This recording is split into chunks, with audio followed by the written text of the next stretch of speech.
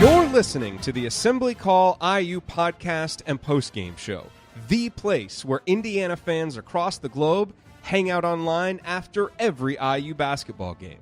Join us for our live broadcasts on Thursday nights and immediately following every IU game at our website, assemblycall.com. That's assemblycall.com. Hey, this week's edition of Banner Monday is coming right up, but before we get to that, it's time for a few words from our sponsor, SeatGeek. As you know, getting tickets online can be far too complicated. With hundreds of sites and varying levels of reliability, it is hard to know who to trust. That's why SeatGeek is the way to go. SeatGeek pulls millions of tickets into one place so you can easily find the seats you want for a price you're willing to pay. There is nothing quite like being there in person, and SeatGeek will get you closer to the action for a great value. Maybe you want to go to tonight's Nebraska game. If so, you're going to have to hurry since we're publishing this about 2 hours before the game starts. But use the SeatGeek app. They probably have tickets. And maybe that game is too soon, but if you want to go to Mackey Arena and cheer the Hoosiers on against Purdue on Saturday, they'll have tickets there. They have tickets for every IU game and Big Ten play, home and away. And you'll find the best seats at SeatGeek because they search multiple ticket sites, and they grade every ticket based on value. That helps you to immediately identify the best seats that fit your budget, and every purchase is fully guaranteed, so you can shop for tickets on SeatGeek with confidence. I have the SeatGeek app on my phone. It's the easiest way I have found to shop for tickets. That's why I use it to buy concert tickets, to buy sports tickets. Anytime I'm going to buy a ticket to a live event, the first thing I do is open up my SeatGeek app and look there because I know I'll find the best tickets there. Best of all, since you're listening to the Assembly Call, you get $10 off your first SeatGeek purchase. Just download the SeatGeek app, enter the promo code ASSEMBLY, and you'll get $10 off your first SeatGeek purchase. That's promo code ASSEMBLY. $10 off your first SeatGeek purchase. SeatGeek. Life's an event. We have the tickets. And now, here's this week's Banner Monday.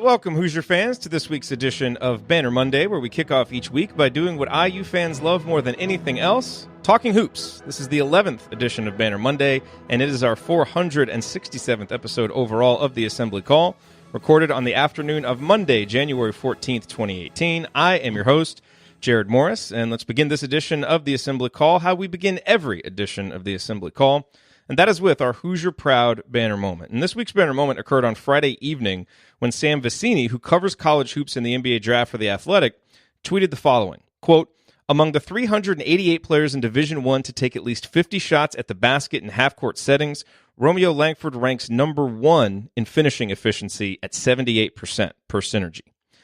That's impressive, and it gets better. Romeo is also number one in the percentage of possessions at the rim that result in free throws at 16.4%. And this means that he is by far the leader in points per possession around the rim at a staggering 1.738 points per possession. Now think about that. Every time Romeo takes a shot at the rim, he's generating close to 2 points. It's astounding, and no one else is even really close. Next on the list among players from Power 5 conference schools, Zion Williamson at 1.571 points per possession. And what's so crazy about this is that Romeo is a 6'6 freshman. Most of the other names near the top of the list are big men who do most of their work in the paint, guys like Moses Brown and Daniel Gafford. And a freshman, especially one with Romeo's relatively slight build, isn't supposed to have the strength and guile to be that effective around the basket. Yet Romeo is, and it's no fluke. We see it game in, game out. Romeo possesses a breathtaking amalgamation of skills, instincts, and natural athletic talent that enable him to create points seemingly at will anytime he's able to get into the paint. And in case you hadn't noticed, his three-point shot is coming around.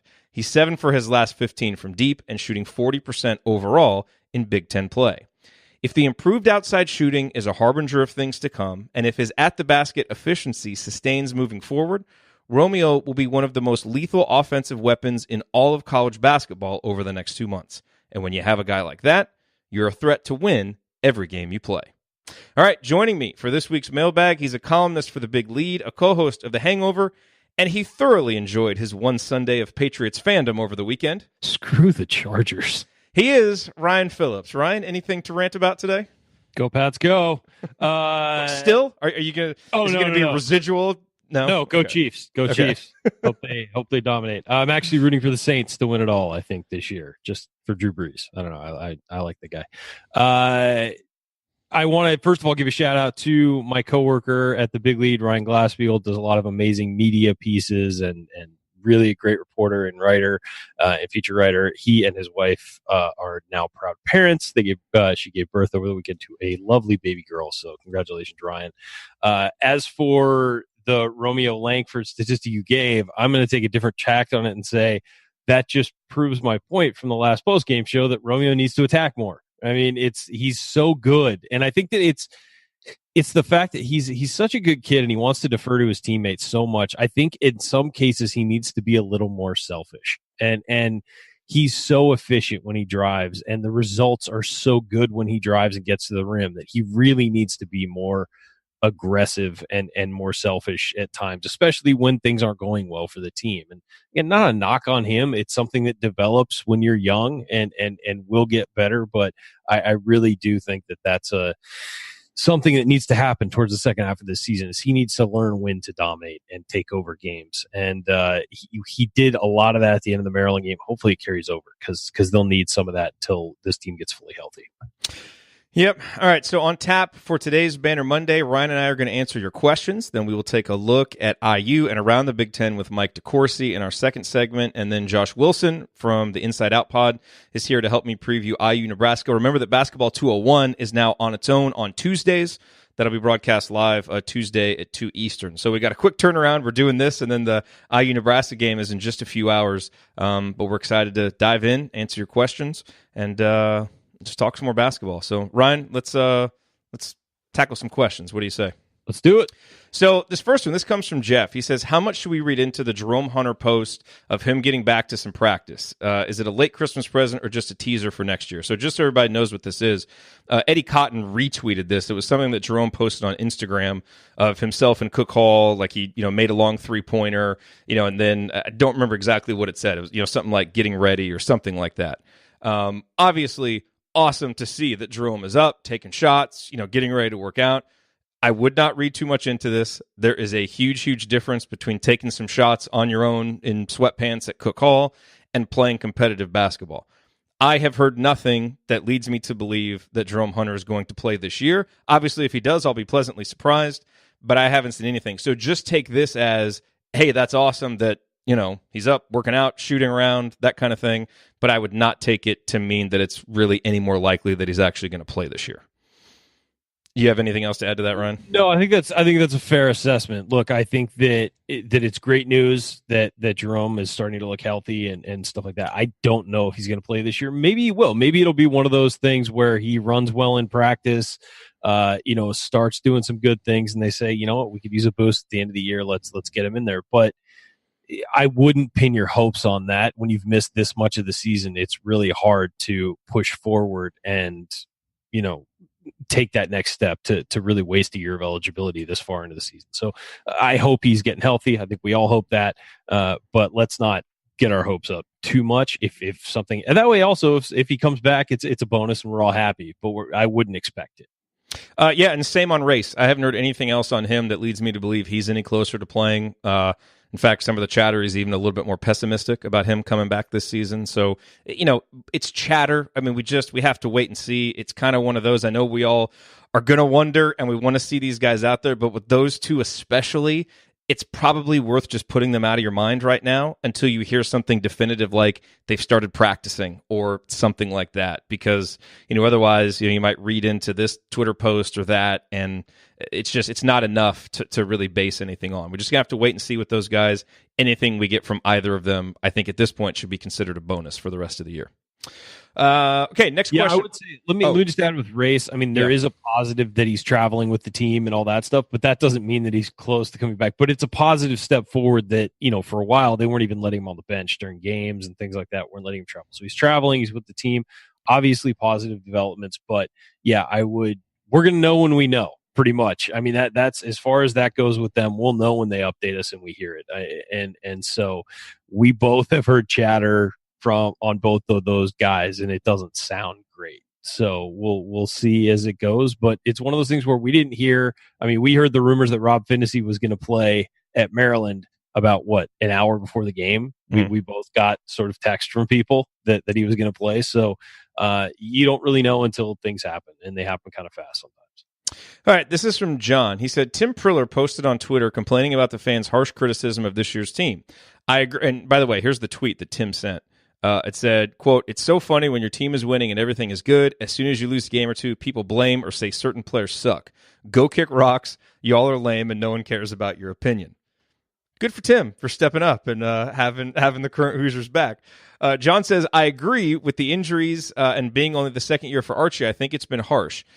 Now, this gets to the heart of John's question. Does this sort of criticism affect our ability to land five-star kids? Kind of a double-edged sword. On one hand, it's good to have high expectations. On the other hand, maybe it's best for the average fan to leave the coaching and motivation of the team to the coaches. What do you think, Ryan? I can't imagine that this would necessarily sway a five-star kid's decision, seeing criticism, because I would think at most of the top schools, you're going to have an irrational segment of the fan base that is just upset no matter what and feels like it's okay on social media to toss out insults and nasty things bombs that you would never say to somebody's face. Exactly. No, I think it's something. If you think that like kids and their parents don't watch that kind of stuff and follow that kind of stuff, you're wrong. They do, and they see that. They peruse. They definitely do. They peruse message boards. They watch social media.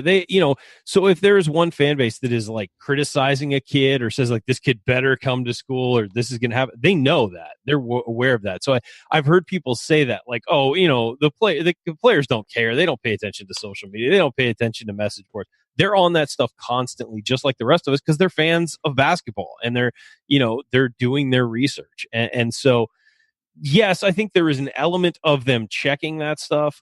When it's overwhelming, I think it could affect a decision. Like, a lot of decisions get affected by the temperature on social media surrounding coaches. And I know that there are some players who have chosen to go elsewhere because based on what the fans were saying, certain coaches may not be around, for the whole 4 years that kid's going to be in school. And there's a lot of times these kids, I know people always say, well, pick the school for the school, not the coach and not the basketball program. Well, that's just unrealistic. And pick it for the post-game show. Yeah, go where they have the best fan run post-game show. We're going to get every player then. No, but there is an element of that, but I don't think that's going to sway a kid. If it's overwhelmingly negative and it's all negative, it's 100% negative. Yeah, that could affect a kid. I don't think, but that's not even realistic. I mean, no, and I don't think Indiana's current climate's going to be an issue. But look, there were times during the Mike Davis era where the fan base was entirely negative, and a ton of Indiana kids who would have gone to IU and loved Mike Davis went elsewhere because they just didn't like it. They didn't like the atmosphere around the program. So there is an element of that, and that is part of the decision that kids make is, what are the fans like? What is the atmosphere like? Because the fan attitude bleeds into the program. It really does. And yeah, when I was on campus for about 4 years, we heard about kids all the time who wanted to come. Greg Oden was a kid who wanted to come to Indiana, but he didn't think Mike Davis was going to be there, and he thought it was just going to be a negative black cloud over the program, and why would he go? And so he went to Ohio State. And that's a guy who's a program-changing recruit. And so I wouldn't say right now it's a problem, but there is an element of Indiana basketball where the fans are so fatalistic and just waiting for the other shoe to drop and things to be bad right now, because we've had a lot of bad over the last 2 decades pretty much. And so kind of have to dial back expectations, let things play out, and let a program develop instead of just after every loss making it like it's the worst thing ever. Yeah. And social media amplifies the vocal minority. That's the other thing to remember is that, you can have, 99 fans that are positive and there's one voice that's negative, and, people like us will react to it, so I mean, we have to be careful with that too. So, but I don't, for the most part, we're pretty well balanced on this show, I think, and we get accused of being sunshine pumpers and like everything's fine. Well, no, it's basketball. Things go wrong, things go right. Doesn't matter how well you game plan or whatever. it's a game and the ball bounces funny sometimes. I mean, you have to have that perspective. Not everything's going to be perfect, and not every team's going to go undefeated. You're going to lose games, and you're going to lose games in wacky ways. That's just the way it is. So I think Sunshine Pumpers. Sunshine Pumpers. That man. needs to be like a band name. Like if I ever start a band, I'm going to be Jerod Morris and the Sunshine Pumpers. I think that would work out. It's like a 70s rock fusion band. Yeah. Okay. So let's hit a few more of these quickly. I know you don't have a ton of time with us this afternoon. This is from Bill, and I'm going to have to rely on you to answer this because I don't have a lot. He said, if this season's Hoosier squad was a comic strip character from a Marvel comic superhero to Beetle Bailey, who would it be? I know we're not quite Charlie Brown from Peanuts. My guess was something like the little boy in the family circle, the one who's always having to learn hard lessons. That's pretty good. I mean, it's such a broad question. It's really hard to answer. I don't know. It's very tough because there are so many different elements. Like I think each guy could kind of be a different character. Like I would put Juwan Morgan would be Iron Man. You know, he's not necessarily, he doesn't have like superpowers, but he makes the best out of everything. Kind of a Batman-ish guy, actually. Romeo Langford would be Superman. I mean, he just is. I don't know, but you know, there's different guys that would be different things. I don't think the entire team could be a comic book strip. But if you give, you know what? Let me think about this, and we will re-answer this on Thursday during Assembly Call Radio. Yeah, I need a little more time to think about it too. So let's do that. So Bill was the question. Bill, this is from Bill. Good question, Bill. We will readdress that, so you have to listen on Thursday. Okay, that seems fair. I'll accept the invitation on behalf of Bill. There's so many to choose from, you know? I got to kind of... There are. Okay, this is from Max. Again, another one of these questions we seem to get every week. If McRoberts and Davis keep getting healthier, and that's a big if on both of those guys, is there still a meaningful role for Fitzner on this team, i.e. outside of needing a tall guy due to injury problems? Is there a way Archie can make him a positive contributor in the rotation? I want to say this right now. What are we, 5 hours before the tip of the Nebraska game, maybe 3.5 hours before the tip of the Nebraska game? I think Fitzner is going to have an impact tonight. I think he's going to hit 2 or 3 threes, and I'll tell you why. We're going to talk about this in the preview.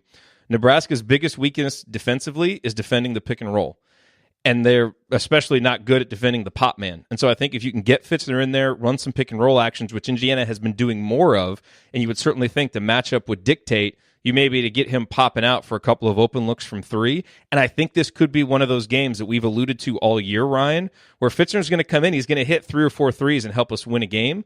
It's not going to happen game in, game out, obviously, but I think this could be one of the nights that it could happen because of the matchup. So just keep your eye on that. But what do you think about his role generally? I mean, he's got to find some confidence. I think that's the key. And if he hits 2 or 3 threes, I think you've got that confidence back, and maybe can, because that's his whole role on this team, was to be a guy who could spread the floor. Yep. And that was it from day one. He was never going to be a great post player, never going to be a great defender. He was going to be okay at those things, but he needs to be able to spread the floor. And in doing so, he's going to take the opposing team's big man away from the basket, create driving lanes where there's no rim protector. That's basically his role. And he hasn't been hitting threes, hasn't been finding open threes. He should be able to find open threes. And right now, I think he's not taking them because he's mind effed. Like, I'm sorry, I don't know how to better say that, but his mind is messed up. And, pretty good way to say it, I think. He has no confidence. And he needs to hit a couple in a game. I mean, you can hit 1,000 in practice until you hit a couple in a game. It doesn't change the way you play. And he's still shooting 40%. It's just that the bulk of those came in 2 games. Yeah, and he's just not shooting anymore. He's not even letting it go, and he needs to. Because look, I would rather have him fire a 3 from the perimeter than Devontae Green have a floater in the lane. You know, like we've seen. But sometimes, quite frankly, we talked about this on the postgame show. Devontae has to do that because nobody else is shooting and nobody else is doing anything. He feels like, I'm going to attack and get into the lane, and I may not like that shot, but I really don't see a ton of other options on the floor, especially when Juwan Morgan and Romeo Langford aren't on the floor. So I think that he's a guy who needs to be able to do some stuff for this team.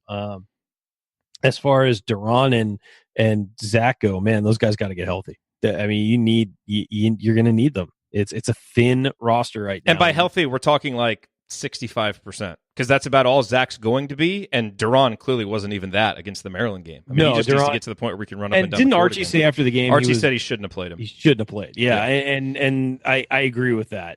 But again, when a kid tells you, I'm ready to go, I'm ready to go, I'm ready to go, at some point you kind of got to trust them because you can only tell so much, and you kind of got to trust them with their own bodies. And he wasn't ready to go. So we're all hoping he gets healthy quickly, because when he's in there, excuse me, offensively, he dominates on the block. He really does. He's fantastic when he gets the ball in the post, but it feels almost like an automatic basket at least half the time. He's a good passer too.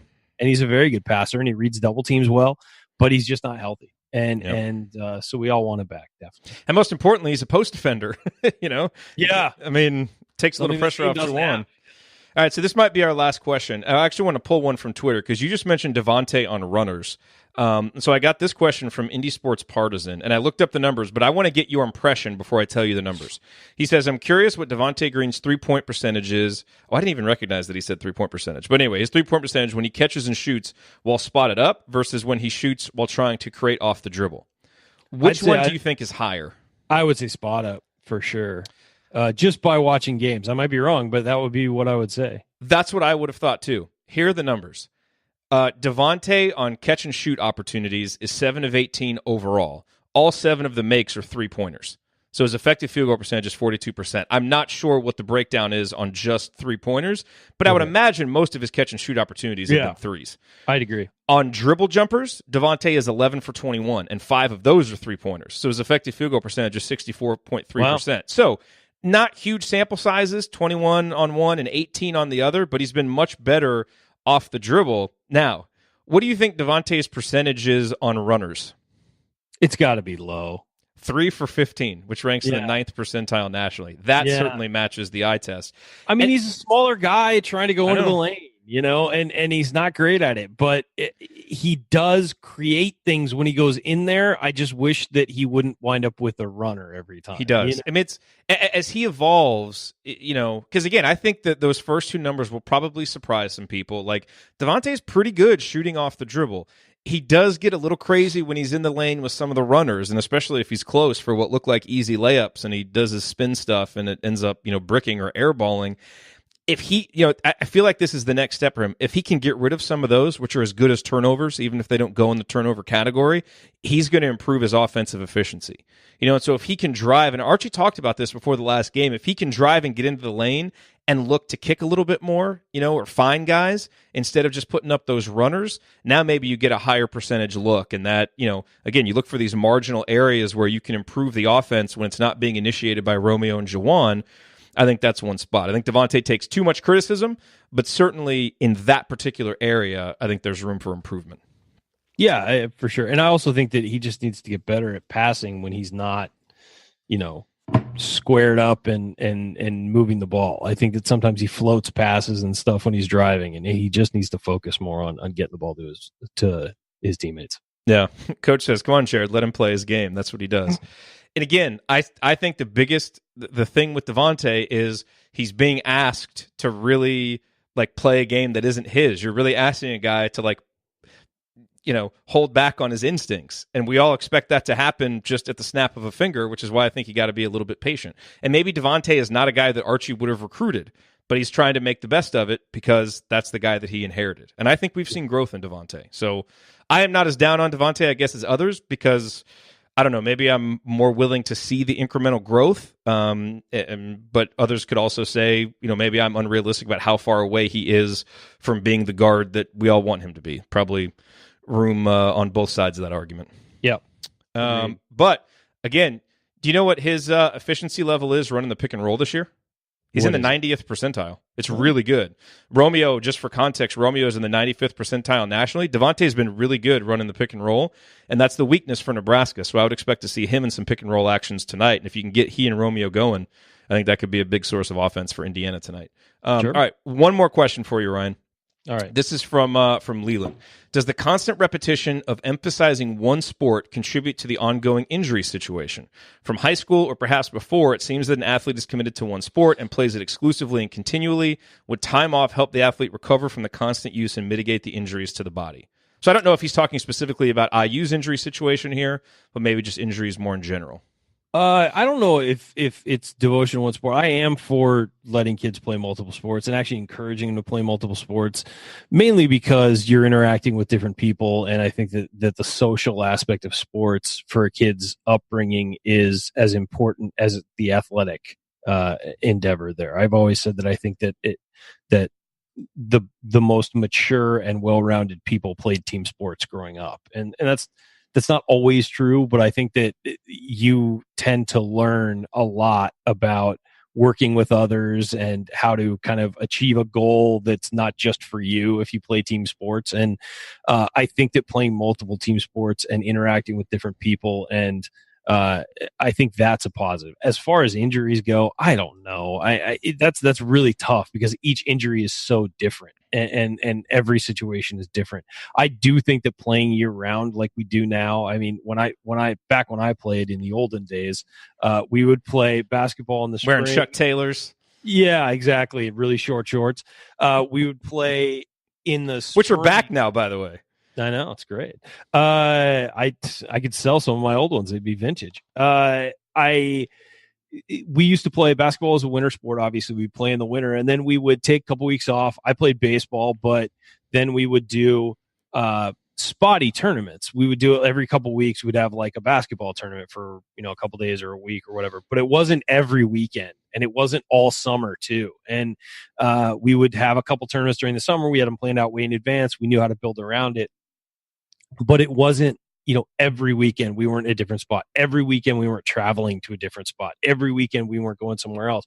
I felt like we had a chance to be kids as well. And I think now these kids grow up and you see a guy like Zion Williamson. I mean, you see the result of playing all the time. He's unbelievable. I mean, that guy was more prepared for the NBA stepping on campus at Duke than 10 years ago. A lot of kids were on draft night. And the reason why is he's played all over the world. He's played the top players for 4 years and played in all these tournaments and all that stuff. So it prepares you really well for the professional aspect of it, but I'm not sure it prepares you, for life, because how many free weekends did Zion Williamson or any of these guys have in the summer to hang out with their friends and be, normal kids? And it's very rough. And when you have that kind of ability, obviously people want to develop it and take advantage of it and make you better as well. But I also feel like you become sort of a businessman at a very young age. And so that's my concern with the specialization and with, constantly playing year round. I'm sure it can't be good for your body, but I'm not a doctor. I can't tell you that, but it can't be good constantly putting your body through that abuse. Because look, running up and down a hardwood floor for hours on end is not good for your spine. It's not good for, your whole body. Trust me, I got back issues. I know. There are some days I wish I'd played a little less basketball because of that. But it's not good for your knees. It's not good for your ankles. It's not good for your back. But that's long-term stuff. I don't know about in the short term. I don't know about, how that impacts. But I would say that I think that there is an aspect to this where these people become commodities at a really young age, and that kind of bothers me. And I would really like to see the AAU culture sort of dial back on that and just let these kids be kids and play and go to these tournaments, because it does make them better and it does make them more effective and it's good for their development. But at the same time, I don't think our number one concern should be their development as players. It should be their development as human beings. It's a quaint thought. I agree with you. I certainly want to bring up my kids that way, but I think the cat's kind of out of the bag, or the genie is out of the bottle on that one. As long as you can make money off somebody. Yeah, I don't think that's going to change. Happen. By the way, tweet of the afternoon from Mike Lewis, who's back in Bloomington, an assistant coach for Nebraska. He said, walk back to the hotel today from Assembly Hall. 20 years go by and you forget how nice campus is. Probably should have spent more time there. And he's got the little laughter emoji pictured standing next to the sample gates. So Mike Lewis. You think he was ditching class a lot? Is that what Mike's saying? Going to tutor? No, I think what he meant is they probably just didn't have that much time. Yeah, he's probably practicing all the time and traveling and doing all that stuff. All right, man. I know you got to get back to work. You'll be on the postgame show tonight, right? Of course. Okay, I figured. Well, I don't know. It's early. It's true. 3:30. It's before your wake up time. Usually we have to worry about Andy's bedtime. We got to worry about your wake up time on these early starts. Yeah, I know. I'm usually asleep at 3:30 in the afternoon. Thanks, Jerod. Appreciate that. It's happened before. It's actually pouring rain here, so maybe I will doze off. It's a good day to doze off. Please don't. Please don't. Yeah, well. Please don't. All right, man. I'll talk to you in a few hours. Later, guys. All right, coming up on the Assembly Call, it is time for our Big Ten Roundup with Mike DeCourcy from BTN and the Sporting News. We're going to get his thoughts on Indiana's performance at Maryland and try, with great difficulty, to pick our midseason All Big Ten teams. Stick with us here on the Assembly Call.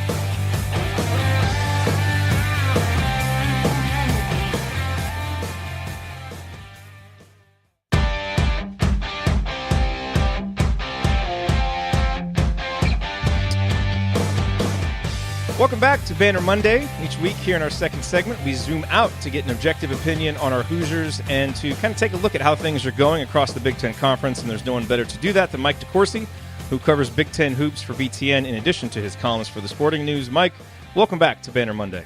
Thank you, Jerod. Well, great to be back. And boy, is this going to be an interesting week of Big Ten basketball starting tonight. It is. I feel like we're going to be able to say that every Monday this season, because like no matter what the matchups are, you look at it and you're like, oh, that's a good matchup. That's a good matchup. So it's just going to be that kind of season. So let's start as we always do. Let's talk about Indiana's most recent game. What were your takeaways from the Hoosiers' loss at Maryland? Yeah, first of all, I thought that they played terrifically in the first half, especially at the defensive end. They did a great job. And I found the aftermath of the game almost as interesting as the game itself, because I saw a lot of reaction on Twitter to how it eventually got away from them. And there was a lot of, gosh, we got kicked on the boards and didn't guard in the second half. And none of that's untrue. But I think you have to look at what you put on the floor at that point. Deron Davis, barely able to play. You're in a circumstance where you're playing Juwan Morgan, who's already an undersized center, and you're playing it against probably the most physically powerful front line in the Big Ten. Certainly one of the two or three. I might vote for them based on Bruno Fernando alone, but one of, without a doubt. I mean, them, Minnesota, Michigan State, and then the conversation probably trickles down a little bit. And I think you have to be who you are. And in that iteration on Friday night, they were small and they were quick and they were offensively gifted. And I thought that there were points in the first half when they had a chance to really bury Maryland and not just put them down, but I mean, put them down by bucket loads. And I thought that they let some possessions get away from them that they didn't have to. And when Maryland started its run, I thought their offensive execution and their shot selection still wasn't pristine. And when you're in that circumstance and you're playing small, and Justin Smith even is in foul trouble, and you don't have full access to him, well, then you have to be the best version of what you are. And I didn't think they were for enough of that game to walk out of there with a victory. Yeah, certainly on the defensive end without Justin Smith in the second half. I mean, they were just a sieve. It was one of their worst performances defensively, and they just, even Romeo's, greatness at the end of the game wasn't able to overcome it. So. But I think it was more about their offense. And I know that they shot a good number, and I know that they, that the stats weren't bad, but some of these things are situational. Yeah. Some of these things are anecdotal, if you want to call it that. And it's, okay, there's this moment or these couple of moments where you can just tell Maryland, hey, go ahead and quit. We're not letting you back in. And instead you said, hey, Maryland, doors open a little bit. If you guys want to get your act together, you got a chance. And that's what happened. They got their act together. And then when Maryland got their act together, there's that feeling that you have to be really good at what you are. And they weren't. And I think a lot of that, again, goes back to, and I probably ring this bell as much as anybody, especially anybody that's not on the inside of the tent at Indiana. The injuries to Robert Finney took away from their development as an offense, as an offense with definition. And so some of the things that I'm talking about, there's an explanation for it, but I'm not sure there's an excuse for it, because you've played everybody that's been in that game that's taking shots that maybe aren't ideal, or making passes that probably aren't there. Those guys have all played enough basketball to know that in their circumstance, they had to be better. And unfortunately, they weren't quite. Yeah, no, it's very well put.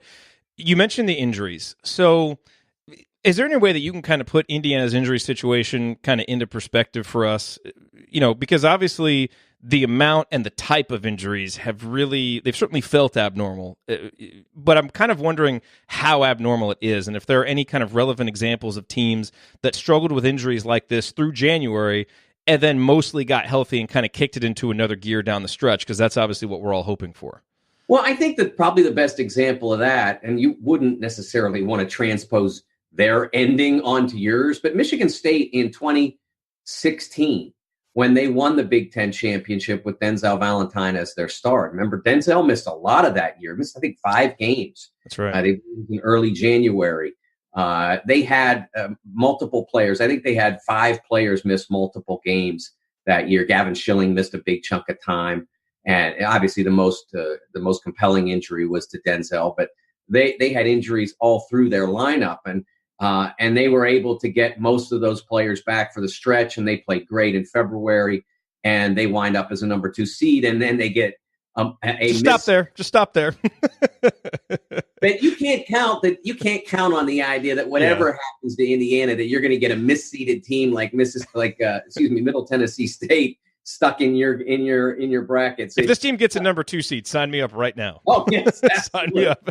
Yes, absolutely. Yeah. But I think that this team, the good thing about the injuries that have occurred, is none of them was severe and debilitating, except maybe Duran's, which seems to be nagging.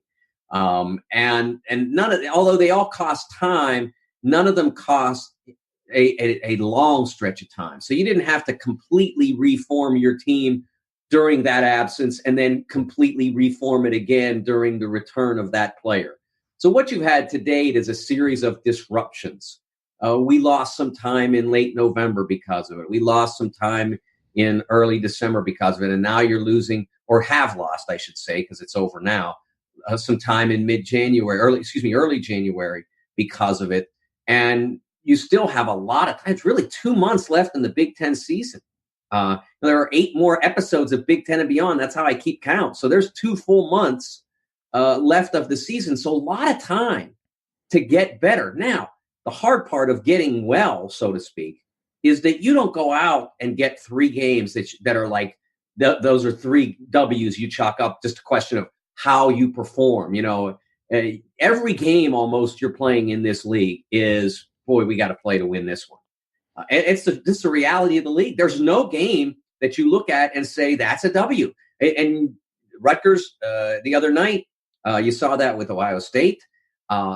Illinois pushed Michigan last Thursday to into the final 10 minutes. Michigan's one of the 2-3 best teams in the country.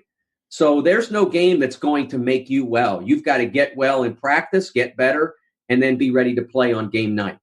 I'm going to go back to one thing you said about the injuries, about not being totally debilitating, because 2 that are easy to forget about are Jerome Hunter and Race Thompson. 2 guys who were expected to be rotation guys. Now, you haven't had them all year, so exactly. So it hasn't necessarily, but you did have them in practice, and Jerome won the gold jersey before he got hurt. I guess like when you add that into it, where you have your second best recruit and then another top 100 guy in Race Thompson that you expected to provide really valuable depth behind Juwan. Does that change the calculus at all when you're trying to figure out, what kind of injury curve you grade Archie on for this season or kind of assess the team on? Yeah, when you get to the end, sure. I mean, you expected to, and because especially when you look at a game like Friday's, where your single biggest issue was they weren't big enough, and that's not changing necessarily. Duran makes you bigger. He doesn't make you big, but he makes you bigger. And at times he's been available, and at times he has not. And that was one of the nots, and that was probably a bad night to be not. I mean, a game against Ohio State, he's not available. You've got some good, very good big guys on the team, but they're not going to blow you away the way Bruno does with his physicality and his athleticism, dynamism. He's just amazing. And he's playing so hard, and he's an effective player now. And so if you happen to miss Duran against Ohio State, it wouldn't punish you as much as it did in that particular game. But you're right. I mean, when you go back toward the end, I don't factor those guys in because they haven't played. And they're not going to, so it's... Yeah, and so it hasn't felt like they were a part of this team. Yeah. And it felt like that if you had all the guys who are a part of this team all the year, you'd be in, even though you would be too small to maybe win a national championship or maybe even a league championship, you'd be good enough to be really good. And so that's kind of why I always just sort of slice those two out of the equation, because they were never a part of this. And it's really more about, it's been more about Devontae and about Deron and about now Roberts and as well as Zach McRoberts. I mean, it's always been somebody that you considered to be a part of the rotation, because those guys were, then they weren't, and now they are again. I think part of the issue for Indiana fans is it has felt like for the last 4 or 5 years that every roster has had a significant hole or a significant deficiency in terms of just how it was constructed. And you'll see that this year. It's like, man, why don't we have more experienced depth behind Juwan? Man, it would really be nice to have another wing. And it's like, oh yeah, well, Jerome and Race were supposed to be on this team. So roster building, not necessarily the issue.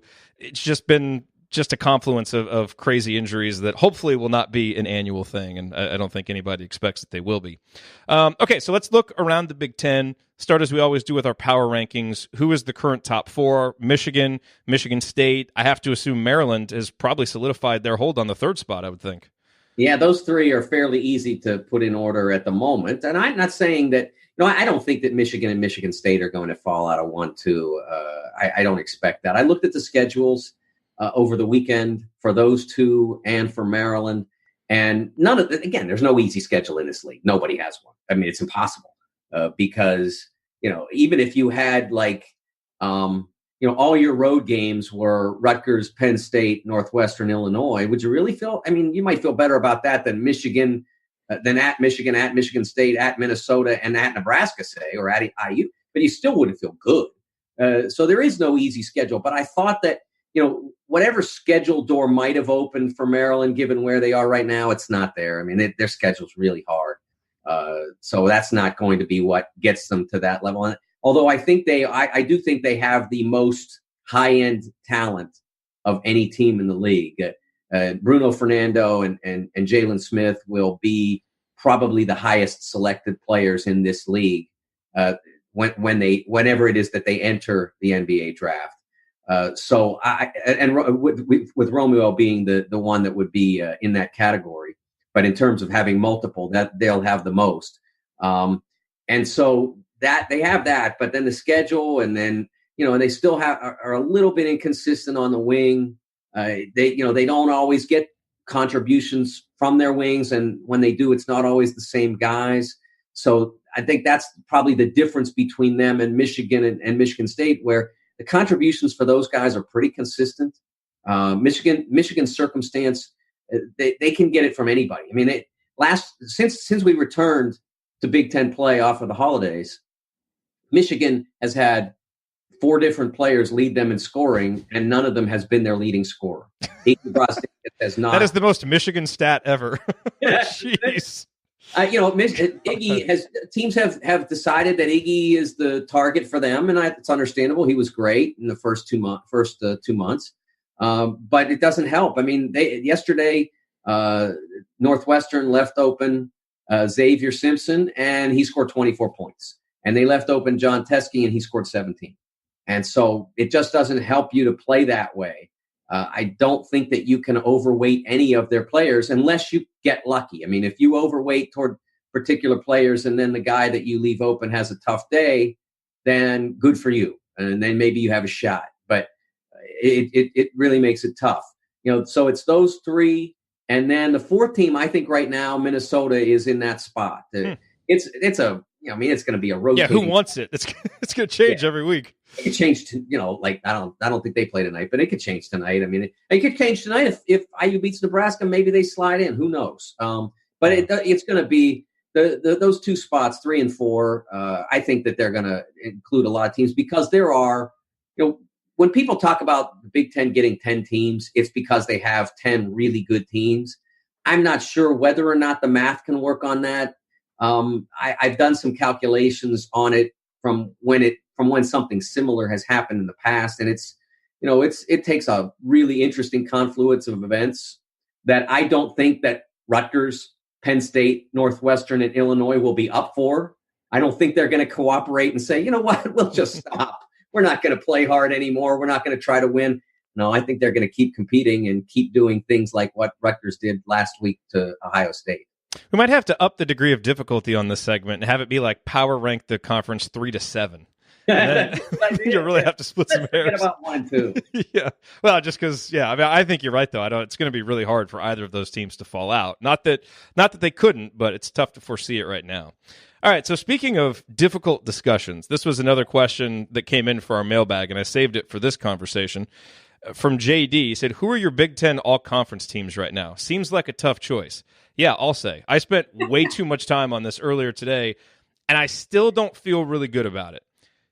I'll start this, and I want to see if you agree. I feel like there are 3 locks. Like, I write these guys' names down in pen.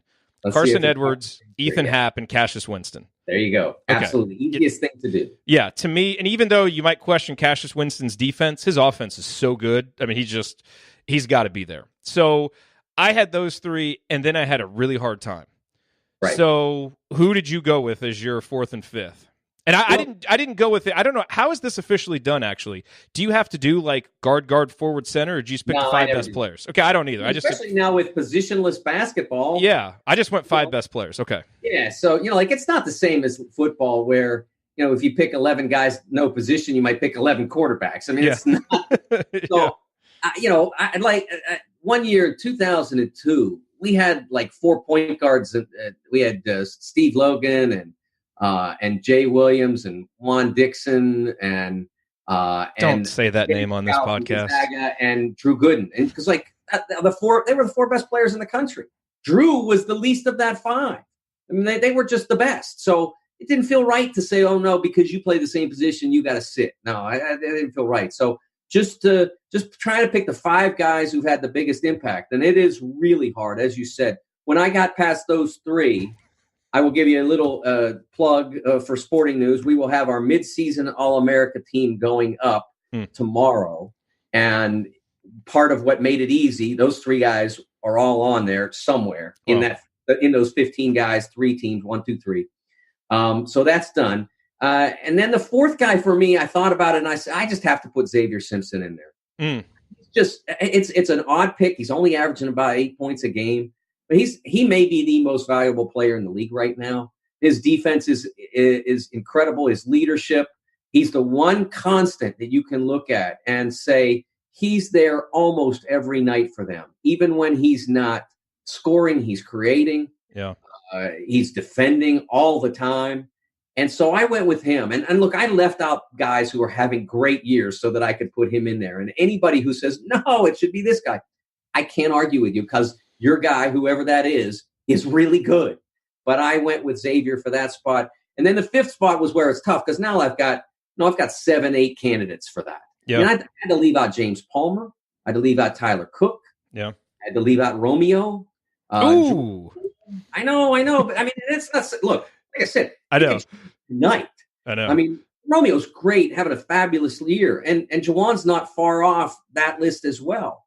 But I went with Amir Coffey. And again, some of that is a momentum pick. Yeah. He's had an incredible stretch over the course of basically since we returned to Big Ten play. He's been amazing and at both ends in all ways. But that doesn't necessarily, that's today. And remember, we're not even at the midpoint of the Big Ten season. Basically, we're less than a third of the way through. I mean, we'd be a third of the way through, give or take, in a normal year. But remember, we're going 20 this year. Yep. We've only won 6 for most teams. So this is about a quarter of the way through, basically. And seeing what's interesting about that is most people would probably put Jordan Murphy on first just because of the double-doubles and, all the things that he does. He's like first in the country in free throw rate, too. There's just so many guys having big seasons. It was interesting what you said about Simpson, because as soon as I got done with the first 3, I went to Michigan, and I was like, okay, who's the Michigan guy? Right. And I couldn't parse it. That's why I said, I feel like if you're going to do 3 teams, you almost just have to do like a first team and a second team, and then there's Michigan starting 5. Not that they're the third team, but just because how their team is better than the sum of the parts. And like you said, each guy can kind of step up. So it's hard for me to figure out the guy. I can't argue with Xavier Simpson.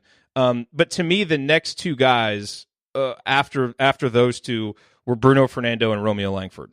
Right. Fernando just for the dominance, and maybe it's, recency and domination bias from just having seen him play.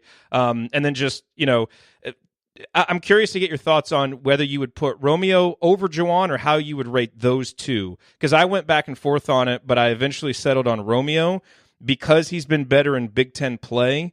Right. And simply because, Juwan's had a couple of, games this year where he's, been out early in the game and it's really sunk Indiana. But it's very difficult to parse those two, but it was almost more of a kind of a trajectory type thing for me. I think for me, it was a consistency thing to an extent. Yeah. And some of it, again, is because of the fouls and because if you're looking on, like you said, degree of difficulty, what Romeo is being asked to do, unless you factor in the class, the freshman, what Romeo is being asked to do is not as hard as what Juwan is being asked to do, because he's being asked to play inside, outside, defend posts at basically 6'8". That's hard. And so his job is harder. But Romeo has been more consistent through this year to this point. Again, I wouldn't be shocked if both of them wound up on the first team. I mean, that would be IU's ideal, because if it happened, that would mean that the rest of the season went spectacularly. You're not going to get two guys on a first team in this league unless you just, really kick. So from that standpoint, it could be both of them. They're both terrific, and both have had great years. But I think Romeo's been a little bit more consistent. He was the one it felt harder to leave off at this point. And again, I didn't feel bad about it because it's so early in this conversation. Yeah. Because a lot, like I said, with Amir, a lot of it just came from recency, and recency, of course, is Big Ten play. So I felt like he was really being good at a time that led into this. But one of the interesting, going back to what you were saying about Michigan and their starting five, you think about it, their best player is Jordan Poole. He's their best guy. I mean, he's the guy who does the most on offense and defense. But there are days when they don't need him to be great, and other people won't let him be great. Their star player is Iggy Brazdeikis because he's so dynamic. He's been a leading scorer more often. He's team's leading scorer. Their most valuable player, like I said, is Xavier Simpson. And so it's really interesting. And then, the guy who's probably been the most consistent is Charles Matthews. So that's what makes them so great, is that they have all these different elements combining into a whole that has just been terrific. And it's cool to watch. It's been fun to watch, and it'll continue to unfold over the next 2 months. Yeah, I appreciate watching them play. Obviously, as an IU fan, I'd like to see them come back to the pack a little bit, but they're fun to watch play. What's interesting about this conversation, we haven't mentioned Nick Ward, we haven't mentioned Lamar Stevens, haven't mentioned Caleb Wesson, Vic Law. I mean, you go up and down the conference, there are guys having really strong seasons.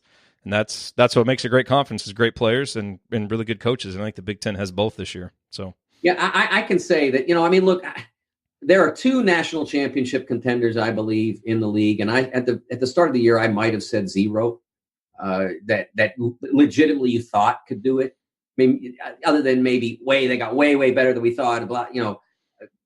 They didn't get that much better. I mean, Michigan just was better than I thought, and I had them higher than most. Michigan State, Cash and Josh have gotten so much better, and Nick, they've gotten so much better that they are in that picture now.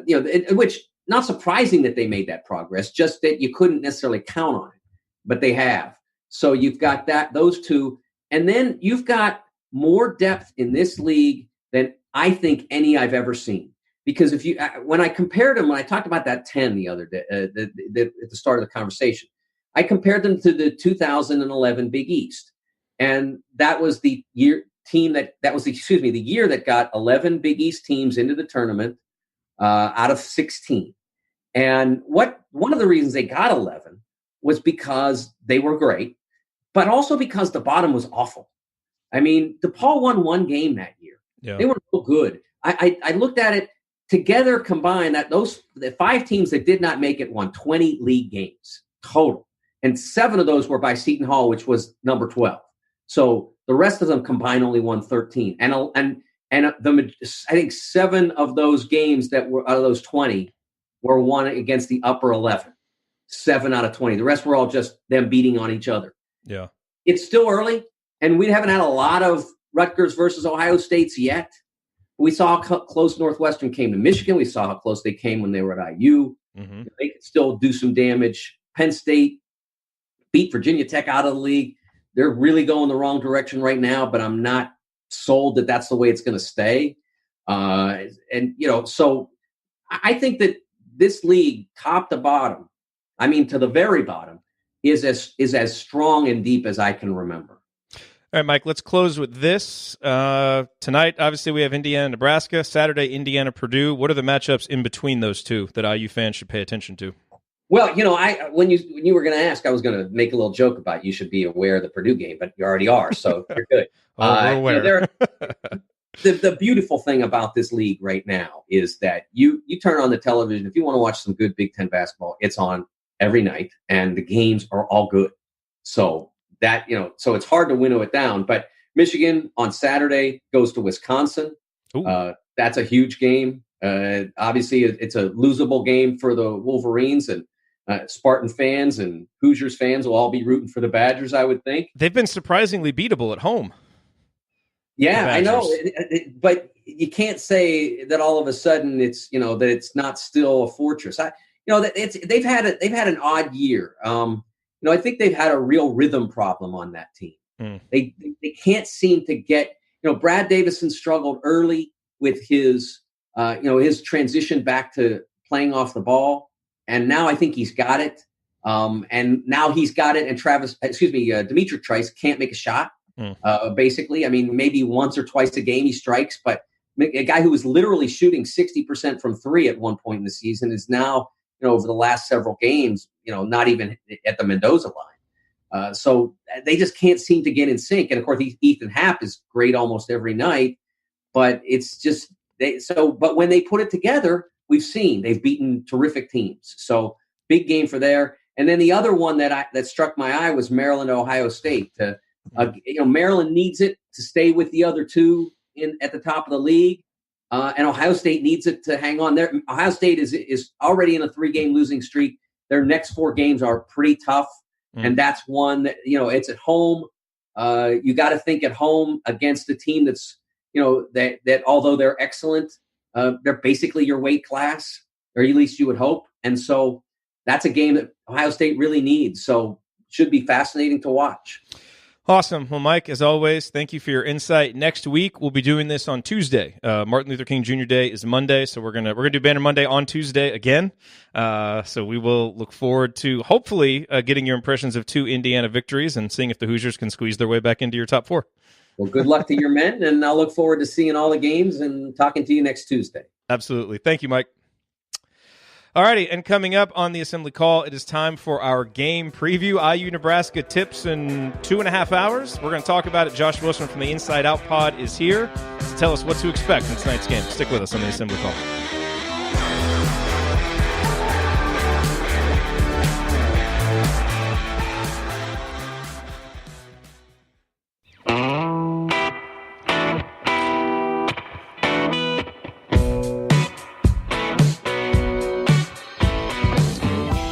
Welcome back to Banner Monday. Each week here in our final segment, we dedicate it to previewing Indiana's upcoming opponent. The upcoming opponent is Nebraska in just a couple of hours, so a very quick turnaround. So we brought in Josh Wilson, who does a great job of previewing these games for us. Josh, also the host of the Inside Out Pod, so he's kind of drowning his Colts sorrows and just jumping right into talking about IU basketball. Turn the page quickly, and fortunately you have a game on Monday to jump right into, which I'm sure is good. Yeah, it's definitely great. The whole 1-0 slogan didn't turn out so hot. So yeah, we're on from Kansas City. Yes. Well, still, I think an auspicious first year for Frank Reich, and it seems like the Colts kind of got back on track. So that was nice to see. After that 1-5 start, I was expecting a top 5 draft pick. So yeah. I'm good with how the season ended. Yes. All right. So let's jump into this game. I want to point out some of Nebraska's weaknesses, but I think it's important just to note, I think, off the top, maybe for more casual fans. I don't know how many casual fans are listening to this podcast because it's not really geared toward the casual fan, but, this is a good Nebraska team. Sometimes you see Nebraska in basketball and you think, okay, Nebraska at home, this should be a gimme win. Certainly not. Now, Nebraska has struggled on the road, so I think this is a game Indiana fans should rightly expect to win and that we need to win. But Indiana's going to have to play really good because Nebraska is a very, very solid and balanced team throughout their starting lineup. Yeah, and I think the big key is Justin Smith's going to have to stay out of foul trouble because James Palmer hasn't quite looked himself the last two games, and they lost at Iowa, and thankfully for his sake, Isaiah Roby came to play against Penn State. But I think Palmer's going to try to come out and really put his footprint on the game. So Justin Smith's going to have to play smart for about the first 5 minutes, and Indiana's going to have a good start, much like Maryland, but continue to play well and keep Nebraska kind of in check. Yeah, I mean, and to me, one of the things that Maryland game highlighted was just how important he is defensively. Because people ask, why did we stop doubling in the second half? Well, because you didn't have your best defender out there, Justin Smith, who is so good at recognizing, what to do and then quick enough to actually do it. And you're going to have more flexibility with him. And so, yes, he definitely is going to need to stay out there. Where do you see as the areas that Indiana can really attack this Nebraska team? Because to me, when you kind of dig into the numbers, there's a couple that stand out, and I mentioned them earlier, and we'll get into them. But from your watching them and just looking at the stats, where do you think Indiana has the advantage in this game? Well, I don't know it's so much an advantage. I think, Nebraska matches up pretty well just with size and the way that they play. So I think that'll be an even playing field. But I think Indiana's got to take, I guess, the advantage maybe they have on 2-point field goal shooting and really attack Nebraska and make them, foul you and make them, go to the free throw line, play with that aggressiveness. Nebraska doesn't have an extremely deep bench whatsoever, and the guys that they do bring in really aren't effective. So you got to really try to attack them, make them guard you, or, make them kind of play Olay defense, if they're trying to stay on the floor versus sitting on the bench with two fouls, less than 5 minutes into the game. So I think it's really going to be all about penetration, swinging the ball, not taking the first open three if it's not a really good look. Just get Nebraska to swing defensively and then attack their wings because they're not going to want to foul real early. So I think Indiana's got a really good chance to get some easy buckets early on.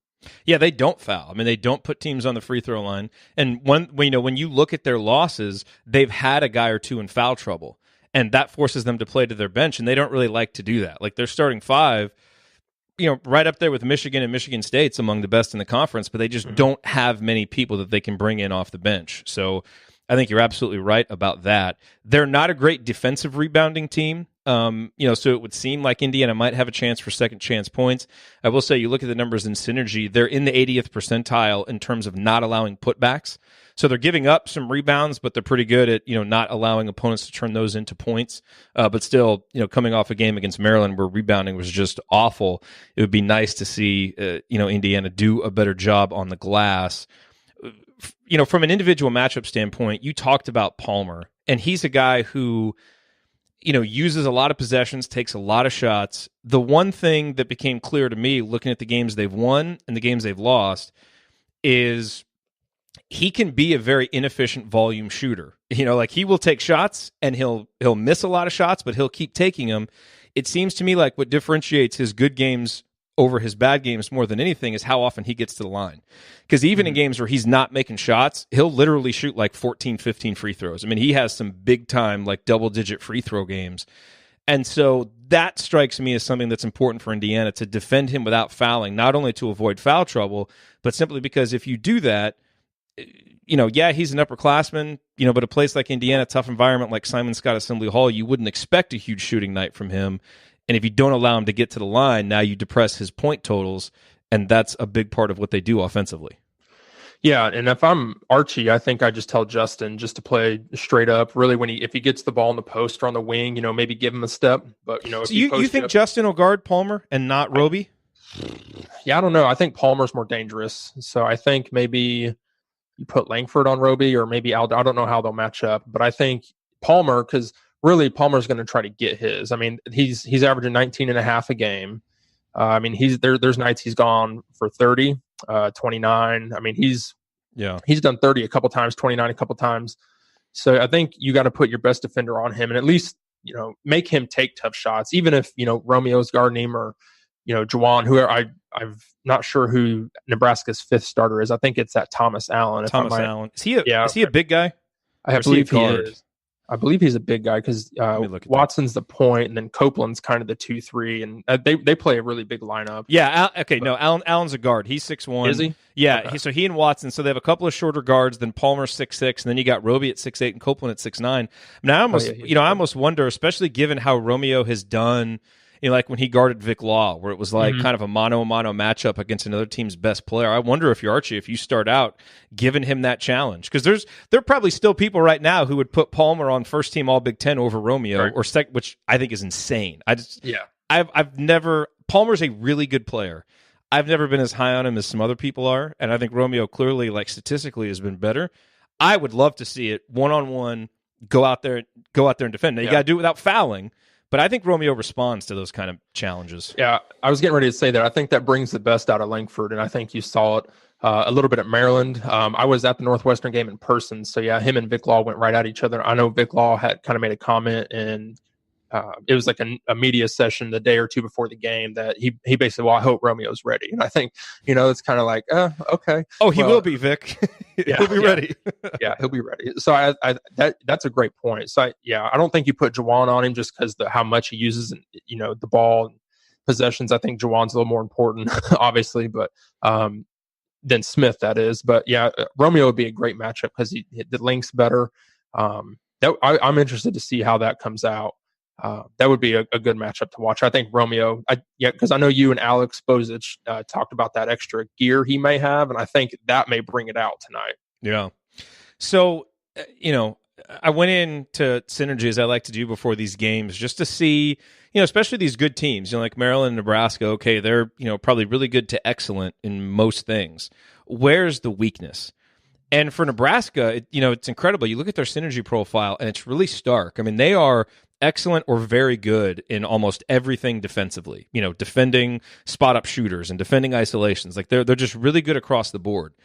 But it jumps out their one weakness. And this is why I feel better about this game. And I feel a lot more confident now about Indiana being able to win this game, because I think what Indiana does really well offensively, assuming that we do more of it, is really going to match up with what Nebraska struggles with, and that's defending the pick and roll. Mm-hmm. So defending, and there's two ways that they look at defending a pick and roll. It's how the possession ends. So does it end with the ball handler ending the possession, with a shot or getting fouled or turning it over, or does it end with the screener getting it, maybe on a pop or on a roll? So in defending pick and rolls, when it's the ball handler who finishes the possession, Nebraska is in the 39th percentile. When it's the screener finishing the possession, they're in the 35th percentile. They are 76 or better in everything else. So this is the clear weakness, and I think this is the play type that has gone against them the second or third most times. So it's a decent enough sample size. If you flip over to the Indiana side of it, Romeo is in the 95th percentile as the ball handler in pick and rolls. Devontae Green is in the 90th percentile. And those are the two guys that we put in pick and rolls most often. And the only guy that we've really used as a screener in pick and rolls any significant amount is Juwan Morgan, who is in the 80-something percentile. And I think this could be a game where you put Fitzner in there and allow him to, do some pick and pops, and he might be able to get some threes. So I'm going to be really interested to see. This has been a growing part of our offense. I'm going to be really interested to see if Indiana keys on this as Nebraska's weakness and just keeps putting, Romeo and Devontae too, put them in pick and rolls. To me, that's what I would do until they prove they can stop it, because we've gotten so much better at it, and it seems like the one weakness that Nebraska has. Yeah, and obviously we've seen how good the pick and roll between Romeo and Juwan can be. And if you make Nebraska pick one or the other, and you have Justin Smith in a short corner, maybe Devontae Green or Al Durham, who's probably the best three-point shooter right now. He's the best three-point shooter in the Big Ten right now. Yeah, Al Durham. Yeah. There you go. You put him in the opposite corner, then you really make them, pick their poison, because, pick and pop with or pick and roll, and then you have Smith in the short corner.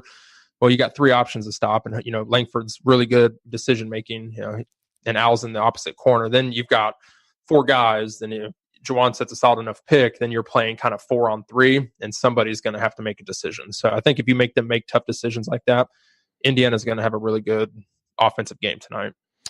The other thing that's interesting with Nebraska is they're 1-3 in true road games. And you look at now, those losses are to good teams. They lost to Minnesota, they lost to Maryland, they lost to Iowa. Minnesota is ranked 53rd. They're the lowest ranked. But in their 4 games, including the one game they won on the road at Clemson, here are the points per possession given up defensively. 1.1, 1.25, 1.14, 1.22. So there's still a little bit of a program that's really good at home, playing in the friendly confines there in Lincoln, but struggles a little bit on the road and seems to struggle especially defensively. So it's another reason I'm feeling more bullish about this one the closer it gets, because I felt like we really kind of found something offensively in the Maryland game, especially with what Romeo was able to do. And if this Nebraska team isn't ready to, kind of kick it into another gear defensively, assuming we stay out of foul trouble and just don't revert back to turning it over a ton, I think we can really do some things offensively that'll bother them. And even if our defense is still struggling a little bit like it's been the last couple games, I don't think it'll be enough for Nebraska to be able to come in and get the win. Yeah, I think Indiana's going to make it tough. I think Romeo's probably just going to be on another level the rest of the year, and I think he's kind of had a small coming out party the last couple games. And at Maryland, he really showed what he could do. So, with Nebraska as poor defensively as they are in the pick and roll, having to play him and Jawan, I think Devontae Green's starting to find a shot a little bit. So hopefully, that makes life tough on them. Obviously, the Crimson Guard will be back in town tonight, so the place ought to be rocking. And I think Indiana's got a really good chance to probably win by double digits. If they turn the ball over 7 times tonight, they probably win by 12 plus, I would think. Yeah. Skip class, students. Get there early. Yeah, get there real early. Okay, so we always do the game ball at the end of the game, but who is your prediction for, your pregame prediction for game ball? And maybe we do 2 levels. Who would you give it to on the top level? Who do you think will be better between Romeo and Jawan? And then who is the supporting cast member that you think is going to really step up and have a better than expected game? Yeah, I'm kind of curious to see who's going to guard Jawan, because I think he presents a number of mismatches here. Because, Copeland is 6'9", but he doesn't play real physical. Kind of same with Palmer. And Roby is probably their best NBA prospect, best athlete. Yeah, just with it. He kind of reminds me of Troy Williams. I don't know if you guys have seen that. I've watched Nebraska play a couple times this year, and every time I watch him play, it's like, it's Troy Williams. I think Roby may shoot a little bit better at this point in his college career. But I'll be interested to see who guards Jawan, but I think he's got a mismatch advantage with all 3 of those guys. So it'll be eager to see that, but I think Romeo really comes out and plays well. So I'll take Romeo there. And I think Al Durham has a really good game tonight. I think he gets some open shots. I think he gets some really good opportunities kind of, coming off the defensive end. I think Indiana's going to be able to create some turnovers. I think Al Durham has the best supporting cast tonight. I'm going to stick with Fitzner. I think this is going to be – he needs a confidence-building game. Archie's talked about wanting to run some stuff for him when he gets in. And in a game where, the pick and roll can be used and he can maybe pop and get some threes, he's due for a game. And I think maybe getting back home, he gets some opportunities. He knocks them down. I think that would be big. So it sounds like – I wouldn't be shocked. It'd be – man, and it would be so big, just to get his confidence going again. I don't think he's going to be a consistent contributor. I don't think that's in the cards.